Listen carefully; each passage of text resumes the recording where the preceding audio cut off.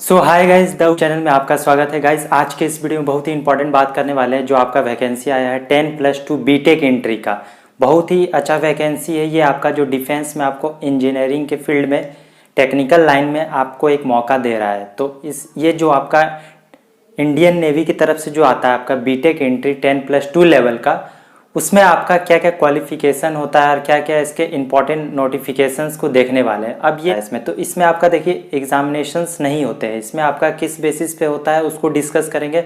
और क्या cut off रहता है, जो सबसे इम्पॉर्टेंट है कि इसमें कट ऑफ क्या रहता है, जिसके कारण जहाँ तब जाकर आप शॉर्टलिस्ट हो पाते हैं एसएसबी इंटरव्यू के लिए। तो उस पर भी आज बात करने वाले हैं कि कितना हमारा कट ऑफ होना चाहिए, ठीक है ना। और क्या रहता है एलिजिबिलिटी क्राइटेरिया, एजुकेशनल क्वालिफिकेशन, ये सब वगैरह क्या होता है, उन सारे टॉपिक्स पे आज डिस्कस करने वाले हैं। इसलिए वीडियो को एंड तक देखिएगा। और चैनल पर पहली बार आए तो प्लीज़ चैनल को सब्सक्राइब कर ले, बेल आइकन को प्रेस करके नोटिफिकेशन को ऑन कर ले, ठीक है। तो चलिए हम सबसे पहले बात कर रहे थे कि ये जो हमारा वैकेंसी आया है इंडियन नेवी 10+2 बीटेक एंट्री का, ये देखिए कोई नया वैकेंसी नहीं है, हर साल आता है।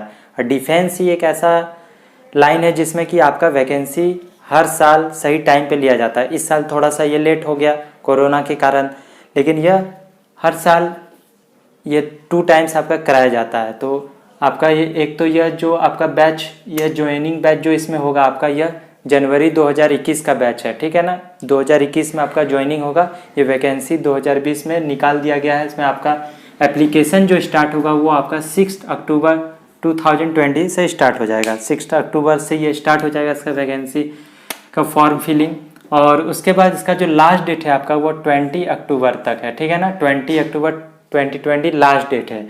अब देखिए इसमें आपका जो एज का एलिजिबिलिटी क्राइटेरिया है वो आपका क्या है, 2 जुलाई 2001 से लेकर 1 जनवरी 2004 के बीच होना चाहिए। किसके बीच होना चाहिए? 2 जुलाई 2001 से लेकर 1 जनवरी 2004 के बीच होना चाहिए, ठीक है। तो अब देखिए अगर आप लोग अभी भी 12th पास किए या पास आउट है तो आपका बिल्कुल एज इस क्राइटेरिया में आ रहा होगा, तब आप जाकर अप्लाई कर सकते हैं, ठीक है। अब उसमें मेन है कि एजुकेशनल क्वालिफिकेशन क्या होना चाहिए, इसको पहले समझते हैं। डिटेल अच्छे से समझिएगा क्या कहता है इसका जो एलिजिबिलिटी क्राइटेरिया आपका बीटेक एंट्री के लिए क्या है। तो मिनिमम है कि आपको तो 12th पास होना चाहिए। 12th पास किससे? पीसीएम से, मतलब आपका फिजिक्स केमिस्ट्री मैथमेटिक्स ये सब्जेक्ट कंपलसरी होना चाहिए, जिसमें कि आपको क्या होना चाहिए, 12th पास प्लस 70% होना चाहिए। किस में? पीसीएम में। ओवरऑल 5 में नहीं, आपका सिर्फ पीसीएम में 70% हो जाना चाहिए। यानी कि फिजिक्स केमिस्ट्री मैथमेटिक्स को कैलकुलेट करके उसका परसेंटेज निकाल के देख लीजिए। अगर आपका 70 या अबव है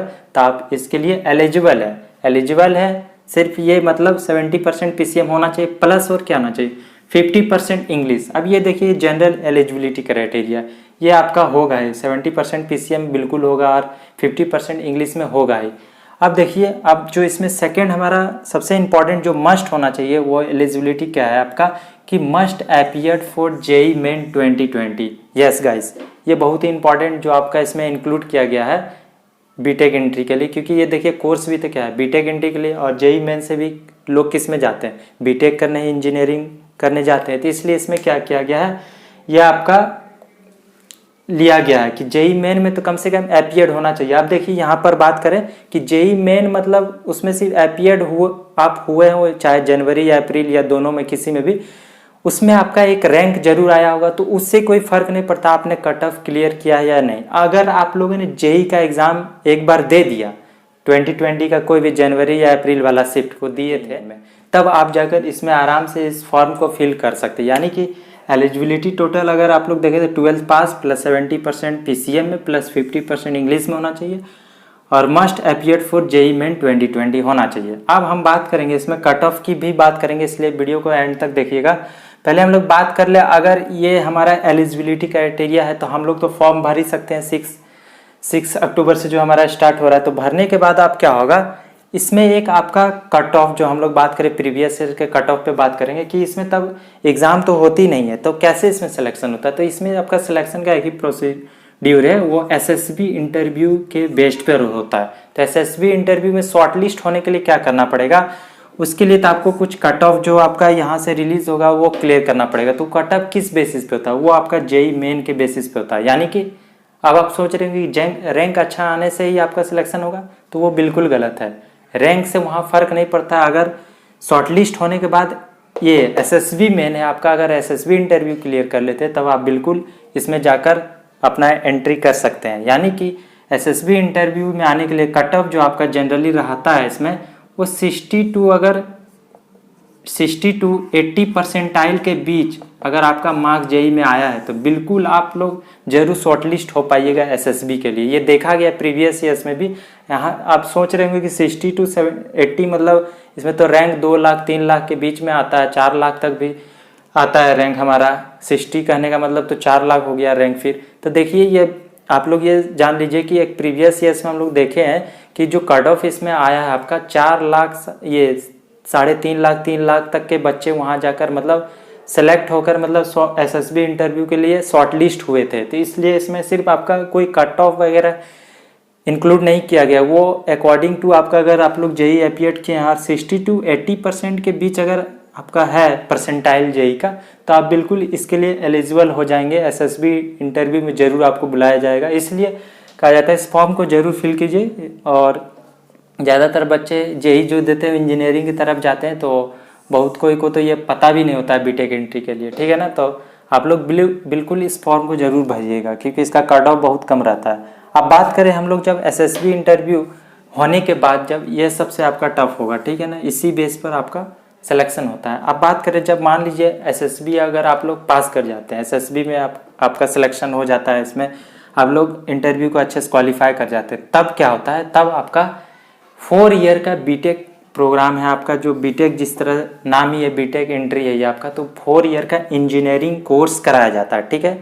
वो डिफेंस में होगा आपका, डिफेंस के सेक्टर में आप लोग जॉब करेंगे इसके बाद। क्योंकि अगर आप लोग एसएसबी को पास कर जाते हैं आपका फिक्स है ये एजुकेशन लेने के बाद जो बिल्कुल फ्री ऑफ कॉस्ट है, ये 4 ईयर जो बीटेक का प्रोग्राम है वो बिल्कुल फ्री ऑफ कॉस्ट होगा। और इस 4 ईयर बीटेक प्रोग्राम में आपको देखिए कौन कौन सा ब्रांच मिलेगा। तो इसमें जो आपका मेन है कोर ब्रांच होते हैं, बहुत ही अच्छा ब्रांच होता है, ठीक है ना।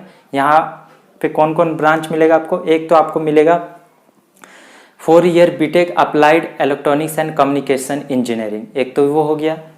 और दूसरे में ये हो गया 4 years applied electronics and communication engineering, और दूसरे में आपको मिलेगा मैकेनिकल इंजीनियरिंग, और तीसरे में इलेक्ट्रॉनिक्स एंड कम्युनिकेशन इंजीनियरिंग। तो इस तरह के ब्रांचेस होते हैं इसमें।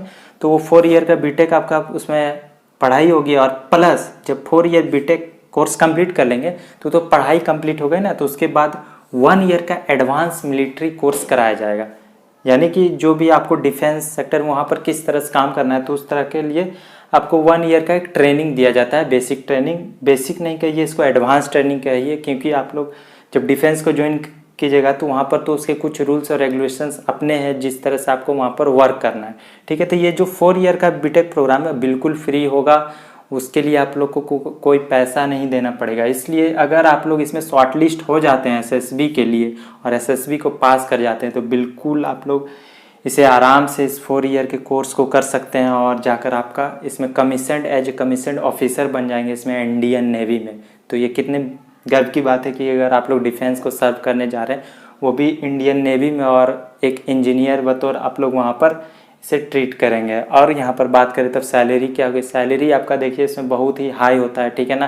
क्योंकि आपको पता होगा डिफेंस में अगर आप लोग इंटरेस्ट रखते हैं तो बिल्कुल आप लोगों ने एनडीए वगैरह सबकी रिसर्च करके रखी होगी कि क्या सैलरी होती है। बिल्कुल आपको 70+ सैलरी तो शुरू से ही मिलना स्टार्ट हो जाता है, और लास्ट जाते तो बहुत ज़्यादा सैलरी हो जाता है, मतलब 70K तो शुरू से आपको मिलना शुरू हो जाएगा जैसे ही ज्वाइनिंग हो जाती है, मतलब आफ्टर 5 ईयर। ये तो कोर्स फ्री का ही है, और आफ्टर 5 ईयर 70K+ आपकी होती है, और जाते जाते 2 लाख तक चली जाती है। यस गाइस, क्योंकि इसमें कमीशन एज ए ऑफिसर बनते हैं आप लोग। तो ये हमने कुछ आपको डिटेल आपको बताया, जो कुछ इससे जुड़ी बातें थी आपका इंडियन नेवी 10+2 बीटेक एंट्री से। तो बहुत ही अच्छा ये वैकेंसी, इसको ज़रूर फिल करना चाहिए, ज़रूर फिल कीजिए। और फिर यह वैकेंसी आपका आएगी, ठीक है ना, अगले मंथ में ही आएगी, नवंबर तक में यह आपका वैकेंसी फिर से यह एक बार आती है, क्योंकि यह साल में 2 बार होती है। तो यह जो बैच है आपका, इसमें आपका जो ज्वाइनिंग हुई है जनवरी 2021 का बैच है, ठीक है ना, इसमें आपका जाकर ज्वाइनिंग होगा जनवरी में। और फिर एक बैच आती है वो आपका जून जुलाई का होता है, वो भी इसी का है, 2021 में जाकर ज्वाइनिंग होगी। तो ये हर साल 2 बार आती है। तो इसलिए इसको फील कीजिए। और वीडियो अच्छा लगा तो लाइक जरूर कर दीजिएगा, और चैनल पहली बार है तो सब्सक्राइब कर ले, बेल आइकन को प्रेस कर ले, नोटिफिकेशन को ऑन कर ले। ऐसे इन्फॉर्मेशन हम लोग यहाँ पर शेयर करते रहते हैं। तो हम लोग मिलेंगे नेक्स्ट वीडियो में, तब तक के लिए tata bye bye, have a nice day, thanks for watching this video.